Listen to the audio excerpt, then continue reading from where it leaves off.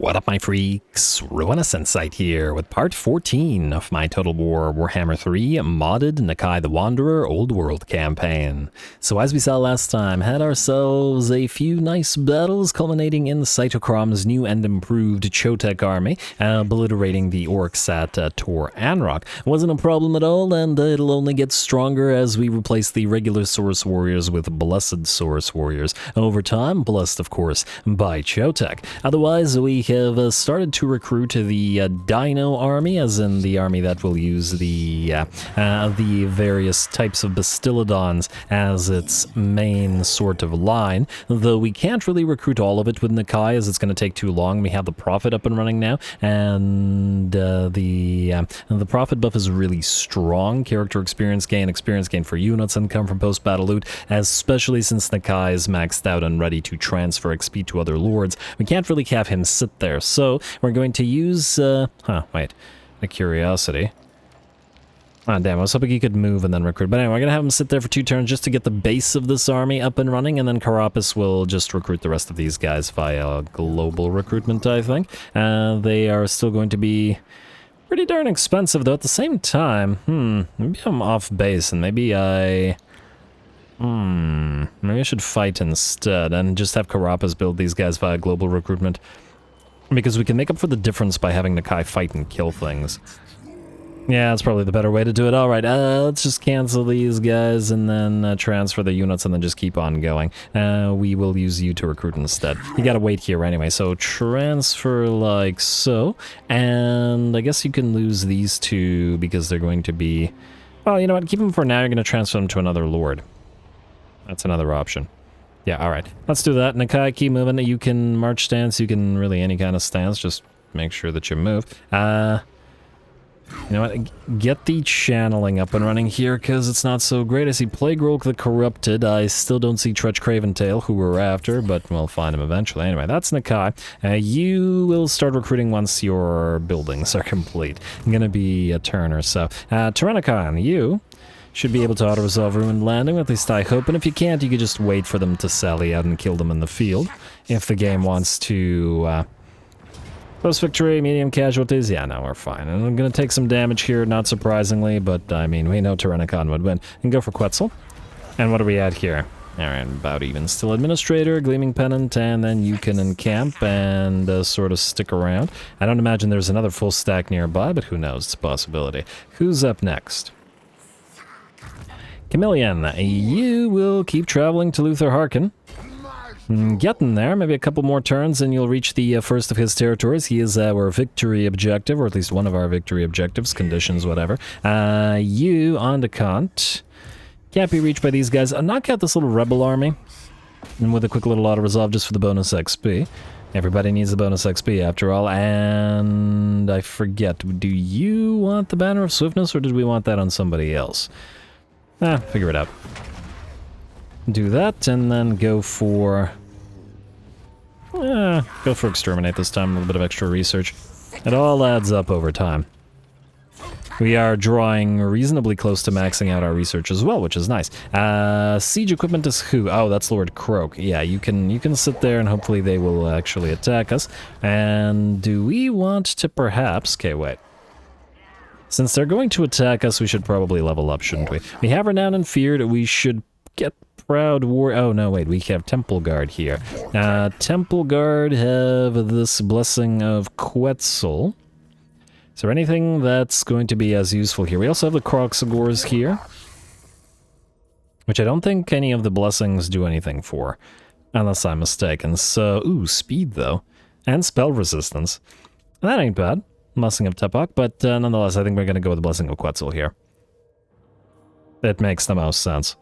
Alright, Blessing of Quetzal for you, and then Apex Species does nothing for Temple Guard, unfortunately, which I find a little bit weird. Why would it buff Saurus and not buff Temple Guard? Maybe Temple Guard are already so buffed that it doesn't recognize the need. Anyway, Lord Croak, you got 1 skill point, not a lot admittedly, but you have most of the most important stuff. Telepathic Link not super critical for you right now. We could... I assume you don't have anything that counteracts Slaneshi stealing our units, though once again I feel like that shouldn't be possible. Against the Lizardmen, at least. And missile resistance, not super useful against Slaaneshi. Yeah, alright, fine. Let's go through reserves of Eldritch Energy and then through all the way to returning power, just to massively increase the magics we get here. Surprisingly, we have Winds of Magic Calm in the in the Land of the Plague Lord in Nurgle's realm. I don't think that's possible. I don't think the Winds of Magic can be calm because the whole area is made of the raw stuff of magic, so I don't know, man. I just don't know. Anyway, the rest of that I think is looking okay, so we're ready to end the turn, minus possibly you guys having to level up. You're waiting to buff up the Temple Guard, and I think you're probably waiting for the same, so actually you're not leveling up. You have reached rank 10. Anything here that's anti-Slaaneshi? I would get the additional campaign movement range at least. And nothing else I believe is anti-Slaaneshi, I mean. Alright, get replenished troops. No skinks in this army to buff anyway. And then you... I mean, Lord Croak is really going to be the one casting mostly, but on occasion you'll probably cast the debuffing stuff, and we should probably move towards Arcane Conduit as well. That hasn't changed, so let's get you earthing. And there we go. Let's skip, and end the turn and see who, if anybody, sallies out. Huh. This might also be a good time to pop the Rite of Mastery. You know what, let's pop the Rite of Mastery right now, because we're going to be transferring a lot of XP just to get the extra Kroxigor Ancient on the field. Or possibly Kroxigor Ancients. I don't know whether we'll bother having them command armies as yet, but it's a possibility. Because the next army is going to be a... oh, we got another Chotek embodied. That's nice. And so Scaled Leader. Frankly, they're both nice. I guess we could get both. I do like the additional speed. Yeah, let's get both. Let's get you on field, and then you can, I guess, in camp. We can't build buildings. Actually, we can. Please start with the communal grounds. Alright, then we'll get the second one on field right after. I assume you can't get one. Oh, we can just... we can build one, and then that one can build another. Alright, Chotek embodied. Like so. That is quite amusing. Alright. Good, and they start at rank 21, which is pretty solid. And that'll be more lords to transfer XP to, and then we'll get the... I was gonna say we want to source Old Blood in here, specifically blessed by Kashwatan, and this will be Chlashbach the Thunderer. I guess we'll do that next turn. Oh, wait, but then he won't be able to move with you. Alright, fine, we'll just summon you right now. Why not? That's you. Source Old Blood, and right there. Alright, level 11 ain't anything too crazy. Oh, you're actually a little bit too far from Nakai. Okay, well, hopefully you don't immediately die.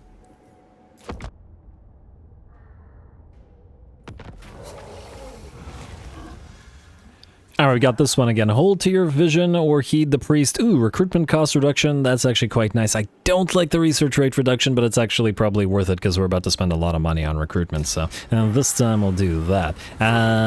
You, Carapace, I guess you're going to have to stick around here while you level up your settlements and stuff. And we need these to be rank 3, so we'll start leveling them. Oh, we'll get further recruitment reduction via the runic portal. Alright, start leveling... Oh, we can't level all these. Okay, so the important one is the one with the basties, right? Oh,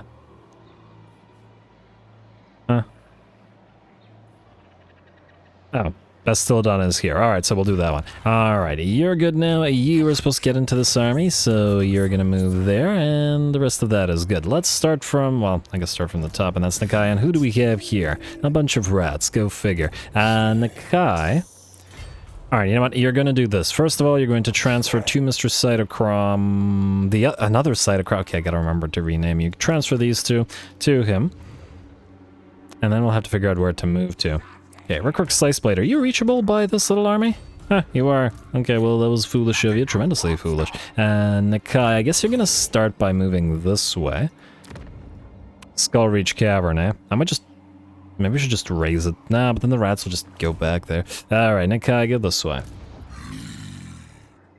I'd really like to get you into combat as much as possible and as fast as possible. Let us, you know what, maybe ambush stance right in front of these guys, who knows. And then you three, don't yet follow Nakai, just sort of stay here, all together. Since Nakai's not recruiting for you, and since you would be ambushed and killed by the Skaven. Like so. Alright, all of you could just sit there and grow your hordes until you're ready to do your thing. We also got to remember to upgrade the ziggurats here, and ooh, this means we are gonna need a fair bit of cash. Should also get the communal grounds up and running, and that's basically all of our money, but we do need more cash for recruitment, so gotta win some fights. Cytochrome, where are you, buddy? We could move you out to Myrmidons and try to go after Gorbad's territories there. What do we have in the city of Myrmidia? Ooh, actually it might be worth a fight here. You go here, or Citadel of Myrmidia, which I guess is the city of Myrmidia to some degree. Anyway, you're gonna go there, and we'll move Shulamar, who is now, if not maxed out, at least healed up. We'll move him across the water, like so. Alright. You guys are getting ready to fight new fights. Tyrannicon, you've got another territory to do a quick auto-resolve at. Ooh, we should move the tech thieves first as well, especially since we've now lost a little bit of tech. Huh. Was this at 2 or was this at 1, and did we just lose a turn? I guess we lost a turn. We lost a turn, not much we can do. You guys keep moving. The Skink Priests, or Chiefs rather, are going into Tlashbok's army. And then the Star Guardian, I suppose, will either go to the Slan army or somebody else. Anyway, you Scout, keep moving. You got Nashiotla to find. Tech Thieves, you've got Text to Thief. As one does. Alright, that's a success, and... oh, nobody else is here. Down to the Winged Obelisk, I guess, if we move Pyroxy first to the Guardians of the Tarn. Guardian of the Tarn. You can move this far, or you can move equally as far. Alright, fair enough. And wait, Tyrannicon, I forgot about you. I didn't forget about you, we were moving other stuff around. Get Brewer's Lair. And I'll resolve it real quick, no damage, or at least no damage of significance. Go for Sri Lanka, and then, another Book of Ashur, actually, a nice find. We'll encamp here, and then we'll jump over the mountain to get Depleted Mine and this place. And Malice has 2 territories remaining, yeah, so Tyrannicon has effectively destroyed him. Nice. Cricket. The Slaneshi didn't sally out, which I find a little bit disappointing, because this can't be a cinematic battle due to the stupid walls. I mean, I guess we could just fight it manually. A little bit annoying, but what can you do? Who here can break down walls? Who's a siege attacker? Frankly, Lord Croak should just sort of wave his hand at a wall and wave his toad paw at a wall, and the wall should crumble. Wait, do we even have siege attacker here? Huh. You know what? Take the turn, build some of this stuff. Like, maybe Croxagors can batter down a wall? No, they do have siege attack. Oh, but they don't have wall breaker, so they wouldn't be able to break down a wall, and we'd have a long time trying to get through the gate, and... yeah, fine. Alright, at least we'll send some Temple Guard up on the wall, I guess. Alright, you do that. Who knows, another army may come our way. Cricket. Oh, that's you. Chameleon.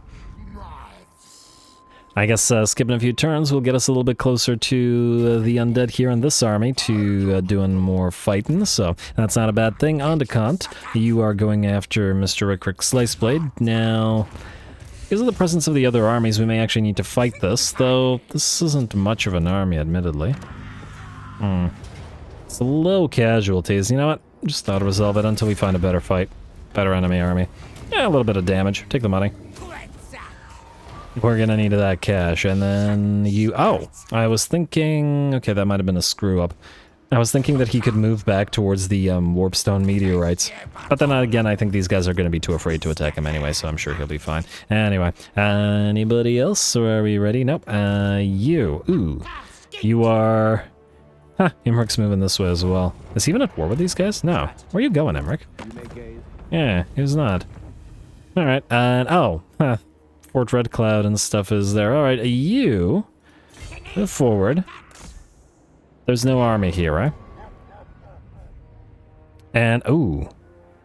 Huh, these guys might sally out, considering they've got some elite units. You're gonna need to level up for this. Root Marcher, Inspiring Presence. Probably should have gotten you Root Marcher before we moved on in. You need to buff up all of your Swift Rider units. That's here. And your Beast Driver. No, Hunt Leader? Yes, Hunt Leader. That's the Carnosaur buffs, like so. And then... these guys are somewhat high level. Alright, so let's go through Rally. We'll ignore this, I guess, just for now. It's not a huge deal. And then we'll buff up help all of these units with Soulbound. They're gonna need it for this particular battle. Also, where are Feral Cold Ones? Did I miss them again? I swear I looked for them before. I see the Cold One Riders. Well, either way, we should buff the Cold One Riders. And I don't see the Feral Cold Ones at all. Kind of weird.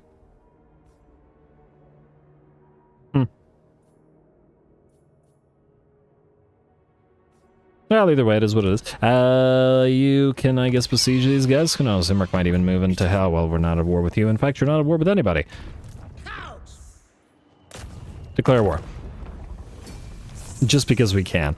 And we'll see if these guys are willing to sally out and fight us in the field. The Cav army is fairly fragile. After all, you're waiting to get sacred adornments, so you're not buffing, you're not leveling, and then I guess the same thing goes for you. The Oracle, however, will definitely want to get Earthblood as fast as possible, so we'll try to get that since this army doesn't have any other heals. Alright, let's see if they're willing to sally out, because I believe that's the intern, unless I'm mistaken, minus this one Tech Thief, who I apparently forgot. Tech Thief. Alright, keep going. Cetra's doing okay. I thought those two armies that attempted to attack him would destroy him, but it looks like he might have lost his main stack. No, his main stack's here. Alright, good job, Cetra. One of the few factions that was willing to ally us. Nobody wants to ally us. It's so weird. Intern. Hey, they will sally out. Thank you, Sires of Morcane. I really appreciate that. We have the Totem of Prophecy, which gives us recovery, which I guess we're gonna put on the main Lord here, and then the Sun Standard of Chotek to support everybody, I guess will go on the Skink Oracle. Alright, time for the Cav army to do what it can, I guess. We'll see how well this goes.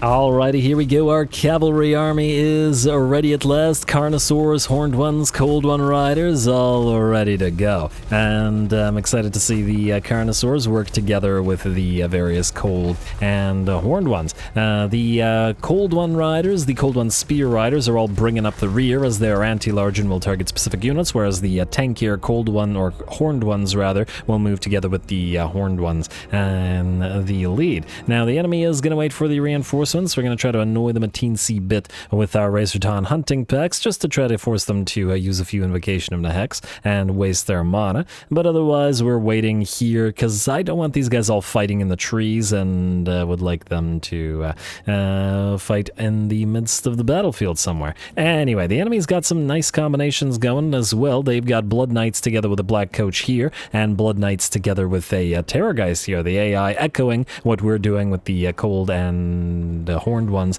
together with the CARNOSAURS. So we'll see how all that goes. Anyway, let's see who smashes into whom first. Looks like the Terrorgeist will land upon our Horned Ones there. But oh man, the CARNOSAUR makes the Terrorgeist not look so big, and our anti-large Spear Riders will move in to try to surround and start damaging that unit. Otherwise, our Horned Ones have taken the lead and took both the hit from the Terrorgeist as well as the charge of the Blood Knights, and have thus taken damage, so we're going to pop off the Blessing of, or Protection of Quetzal on them. Although they did lose 4 units at about 40% of their HP. Gotta remember that we don't have heals available to them as yet, so yeah. Plus they're facing off against Blood Knights, who are pretty darn statsed up. Same thing is happening over on the left flank, but without that Terrorgeist, the Blood Knights are having a much worse time of it. And while they are facing off against the same units, they're getting torn apart, especially as the CARNOSAUR is able to help against them rather than having to deal with the enemy Terrorgeist there. Alright, we got piles of enemy skeletons and Graveguard moving in. We're gonna distract as many of them as we can with summoned Razordons. Nakai's also summoned on field to try to help out a little bit and try to bonk apart a few of the enemy Vampire Lords, while we're busy charging into all of the enemy Skelly Boys everywhere. Alright, over here we have the 2 units of Cold One Spear Riders who have smashed into a couple of units of isolated skeleton spears and swords, who, without the presence of the Grave Guard, are going to be too fragile to achieve anything. Over on the very right flank, I guess, actually, the Terrorgeist, I believe, is destroyed, and now we're surrounding and destroying those Blood Knights who are down to 30% of their HP. They did get a little bit of help in the form of some ghouls and some skeletons, but it's not going to be good enough. Feral Cold Ones are also charging in to help the riders out. Oh, look at them working together. Isn't it cute? Ooh, love that infantry killing animation that the Cold Ones have. I wonder if the Horned Ones share the same animation. Oh man, and next time I play Khorne, somebody remind me to name a Khorne Cavalry unit Corned Ones, and because I'll have forgotten it by then, and it amuses me tremendously. Alright, and the battle is just about ours. By the looks of it, most of the enemies have melted away. A rear charge into the Grave Guard, rather, that are still holding, but they won't be holding for long, surrounded as they are by the cavalry from every direction. CARNOSAURS have taken care of the large targets. Nakai's summon has knocked out one of the enemy vampires, and I do believe the last of the enemy units will melt away in a few seconds. Nice little debut for the CAV army, and I'm really glad that the AI actually chose to attack us rather than waiting back and hoping that we'd siege, because obviously this army is not designed for sieges. We could still do a siege at the very least once the Oracle gets heals on it, just by sending the lords and heroes and the 4 CARNOSAURS in. But until then, we'll have to contend with what we got.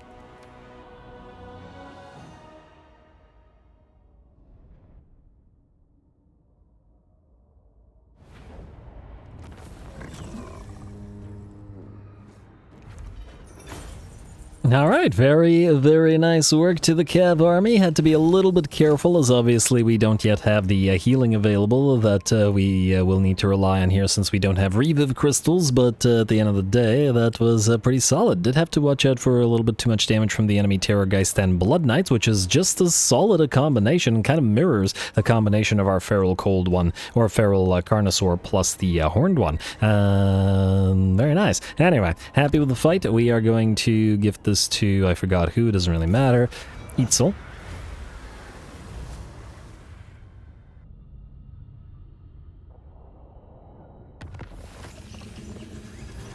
Alright, now as this crown changes hands, Wa fails, enemy killed in battle, Itchy grubs, Cold One, and sequence of military diplomatic relations. Nice. And a scroll of leeching for... Nah, I don't really care about the scroll of leeching, so it doesn't matter. Alright, next I guess we're gonna go for a sequence of the Guardian, so you can spend the next lucky number 13 turns trying to head towards this, as this will buff all of our units by various ways. Mostly weapon strength and missile strength, but a few other additional things like missile resistance and a little bit of defense. Anyway, Nakai is just able to reach Skullreach Cavern. Fantastic. Nakai, go here. Let's see if there's anything interesting here. I doubt it, though. It's probably a very minor little settlement. Hey, Belagar, hanging around. How you doing? Let's see what we got here. Close victory, eh? We got something of a stack. It's mostly Skaven slaves, though. Although I suppose this army is not Skaven slaves. Broder of Lustria. There we go. Might fight this just for fun, for the novelty, but we'll see if there's anything better to do. You are going to attack Citadel of Myrmidia, and you can reach it. Let's give them a chance to sally out, and oh.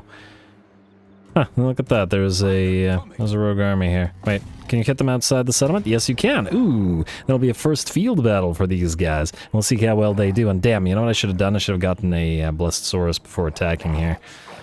Well, too late now. Let us get the Lichbone Pennant on...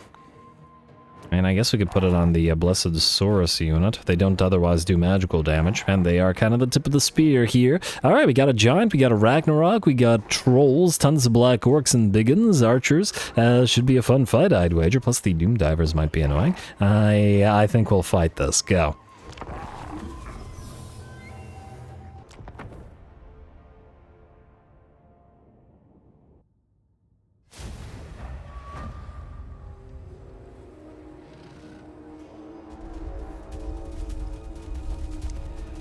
Alrighty, here we go. Cytochrome had his debut fight last episode, but it was a minor siege battle, and thus we had a major advantage in being able to block off the choke points and prevent the enemy from getting to our revive crystals, which just kept all of our units in tip-top shape. Here, the enemy is going to be able to surround us, and they do have a fair few units here, so we'll give them the chance to do so. Anyway, we're going to start the battle off with our solar engines all moving forward and firing, one after the other like so, at the enemy Doom Diver. By the looks of it, doing barely any damage, at least with the first few volleys.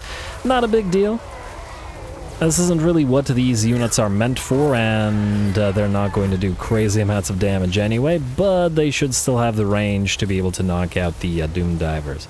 2 out of 4 are out. We did also cast the Chain Lightning on some of the enemy biggins, although the Error Boys were the real target. Ooh, and any stray shot from the solar engines might smash into the enemy boys instead. There we go. The artillery pieces are destroyed. Took a little bit longer and a lot more effort than something like the Dwarfen Gyrocopter's Grudge Settlers do, but again, not what this unit's for. Alrighty, here comes some Orc Boys attempting to chase down some of our summoned Razordons. This is the starting army, and we just want to distract the enemy to allow our solar engines to fire. Just because I want to use up some of the ammunition on these guys, since they rarely run out of ammunition, and you want them to use it up before the enemy gets to you in melee, so that you can then send them into melee. After all, they've got solid melee stats. And anchor the lines of Saurus very nicely. Anyway, it looks like we've done what we've set out to do. A and B, the enemy's reinforcements are nearly here, so we're going to speed it up. Get a few more volleys out of our summoned Razordons. And then back off. At least this will make sure that the enemy moves towards us. Also want to make sure that this chariot is destroyed. Not that the Goblin Wolf chariots are a crazy threat, or really threat of any kind to this particular army. Maybe if they had skinks to run down or something, but yeah, if they could, good luck crashing into a line of Saurus. Especially with a fragile chariot like that. Alright, and those guys are out, and looks like a unit of Orc Biggins is given chase to the Razordons, which is fine. Our units of Basties with solar engines have nearly reached our line, who have deployed and directly behind this little swampy area. As the enemies will be slower when in the water, and hopefully, despite the slower nature of this particular army, since we have no skinks and no cav to chase the enemy down, we'll still be able to chase these slower moving enemies well down. Orc Biggins running away now, blinded, burnt, and bleeding, and just not having a particularly good day. Perhaps they should have jumped in the water to try to soothe some of that, though I imagine all the wounds and lacerations suffered from the Razordon spines would get infected right quick in the swamp water. Alright, continuing to fire on the enemy, but the main army is nearly here. Looks like the enemy has chosen to spread said army out a fair bit, with the large units, rather than traveling in the center, are actually moving on the flanks instead. Giant on the enemy's left flank, and the Ragnarok on the right, together each with a unit of trolls and a unit of boar boys. Interesting. The center, however, will be the enemy Black Orcs, as well as the enemy Black Orc Big Boss and Night Goblin War Boss. We're going to advance under fire from our solar engines and Razordons and whatever else. There we go. I'm not going to kill off too many of the Black Orcs this way, but that's alright. We do have the tip of the spear, our blessed spawning of Chotek, blessed Saurus warriors. And I'm sure they can handle a unit of Black Orcs, especially with Cytochrome and his two units of Saurus Scarvets waiting for them. Ankle deep in the swamp water. Here come those Black Orcs. A little bit of damage on at least the left unit here, who's lost about 60% of their HP. And Cytochrome doesn't care about those guys, he cares about the enemy lord, who he's going to head directly towards, while the Saurus take a few hits from the enemy Error Boys, send the Saurus Scarvets in first to break the charge of the enemy Black Orcs, and then move in themselves to start the fight. There we go, they didn't get a chance to face off against a more elite unit of infantry like Black Orcs last fight, or last episode's fight. And I'm sure this will make him a little bit happier. It's what they live for after all, being bred for war. And I guess the Black Orcs do have do mirror that to some degree. Anyway, let's see how the rest of the battle is turning out. The enemy army is here. The enemy lord has already been defeated and obliterated by Cytochrome. And of course, it's just a Night Goblin war boss. It would have stood no chance whatsoever here. And it's certainly not getting away either. Gets crushed. The first of the enemy Black Orcs are out, though it looks like a big blob of enemies has arrived over on the right flank, or left flank, their right flank, led by the enemy Arachnarok Spider. The Arachnarok has killed off 2 or 1 and severely damaged the unit of Kroxigors here. It's doing a pretty decent job. And we've also got a bit of a range shootout going on as our artillery fire away at the enemy range units, and that blinded thing that they cause reduce their accuracy and, well, do decent damage to them as well. The bounce power has shifted to about, let's say, 70% in our favor now, and we are certainly still holding. Summoned Razor Dawns are now peppering the Arachnarok Spider, which is suffering quite a bit, especially with the Kroxigors and the Saurus attacking it at the same time. And dropping a rare spell as well, a Comet of Cassandora comes down in a big old blob of enemy Biggins.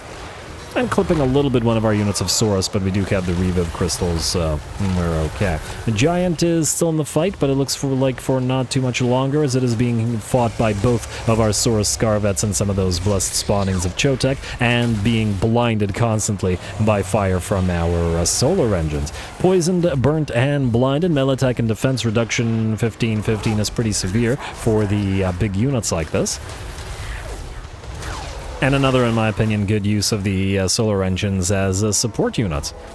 Fire over the heads of the rest of the units and severely debuff enemy big boys like this. And I believe the Giant will shatter. The enemy lord has shattered, and the rest of the army is done for. Lovely. Alright, that went pretty darn well. I think Croc and Roll took by far the most damage, though despite the relatively severe HP loss, it didn't actually lose too much in the way of units, and will be up to nearly full HP post-battle heal anyway. Oh, and the trees are blocking off the Giant. 3 shots missed because of the trees. Right to the back of the head with that solar engine, or solar beam. 1 more shot should do it. I just want to see the Giant fall.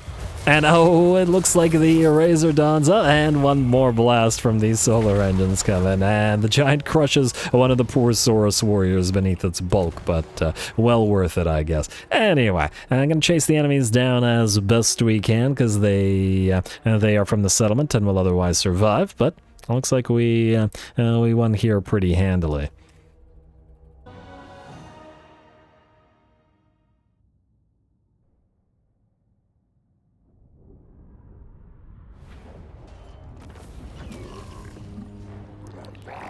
Alright, there we go. A very nice fight, that one. Pretty limited losses at 19 units, and neither the Giant nor the Arachnarok were able to achieve all that much, though admittedly, at 9k damage, the Arachnarok did pretty okay. It did kill off 2 of our, 2 of the Kroxigors from the Croc and Roll unit. Otherwise, Saurus-wise, 154 kills and 24,000 damage. Foxy Croxies take the prize there, and I think we haven't named enough of the besties with Reviv, or Basties with solar engines to make much of a difference there. Alright, well, either way, very, very nice fight, enjoyable. Yeah, I should have... okay. Alright, we're gonna heal, I guess. It doesn't really matter, it's not that much, but we'll want to auto-resolve the ruins. Frankly, I probably should have just... it doesn't matter. Okay, what I should have done is this. Wait, sort of my ancient stag for somebody. You want the ancient stag? No, I think you can stand the pterodon. Reposition yourself better for this army. Hover overhead and drop spells on the enemies down below. 2 things. I think we'll just auto. Oh wait, yeah, right. What I wanted to do was either one of these armies. It doesn't. Oh, you suffered attrition. Game. Come on. Why did he suffer attrition? Oh, I guess there's vampiric attrition. Yeah, well. Okay, so Ghoul Wastes and Tower of the Blade Tooth, it doesn't really matter, just auto-resolve this one, I think. It looks like Imric's going to clean up and grab a few of these territories for himself. Alright, well, he should be grateful. Hey, a free brass cleaver? That worked out. Alright, so what I wanted to do is this. You can encamp, we can merge all of these horned ones, like so, and then delete this horned one. Good level though it is, and then we can... here it is. Get a plus horned one. Alright. Like so, and then we can immediately get you on field. And if I can... find, yes, 4.6k, good lord. It's one of the more expensive ones, isn't it? And I want to see what you've got going on in terms of your upgrade abilities. We could do the Blessing of Huan Chi, which gives you stock, but that doesn't really matter much, but the bleed is certainly something. Would make these guys even deadlier. Yeah, these guys have the Blessing of Tsunki, so they have the Frostbite reduction, or the Frostbite, but it also gives them additional melee defense, which is actually quite nice. Well, the Horned ones also have the Blessing of Tsunki. You know what, I think we're gonna go with the Blessing of Tsunki for these guys as well. Even though I do think that Bleed and the Blessed and Spawning of Sotek could increase their damage fairly considerably, especially if we could combine the two, but I also don't want to go too overboard on the various, various units there. Yeah, Tsunki does. Plus, it'll help them run enemies down, and we'll get another one there if we manage to get sufficient alignments. For now, we're just gonna auto-resolve this. It's decisive victory, it's low casualties, it's mostly Skaven saves, it's just not worth our time. Alrighty, and then we'll give this to Sri Lanka.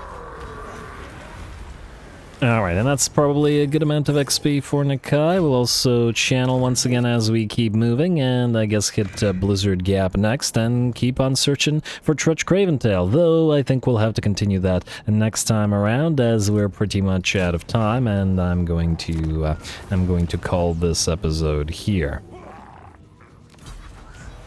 Dagger of Sotek, it's a second Dagger of Sotek, and despite being a common item, it's actually a fairly nice one. Alright, you can channel rather than encamp. Alrighty, and then we'll hopefully find more enemies to fight. Anyway, like I said, I'm going to call this episode here. Next time, we will continue moving and hopefully continue fighting with our newly acquired armies, plus recruitment of these guys, including the Dino army, which will have various types of dinos, and we'll probably put a couple of feral Dreadsaurians in there, since Nakai has the Shredder of Lustria now. 1,000 gold per turn. What a ridiculously expensive unit. At least in SFO, they have super missile resistance, so they don't get pincushioned and obliterated before they can do anything, like they tend to in vanilla. Anyway, more Nakai to come. Stay tuned. Don't forget to leave those likes and comments below. All glory to the algorithm, and thanks for watching.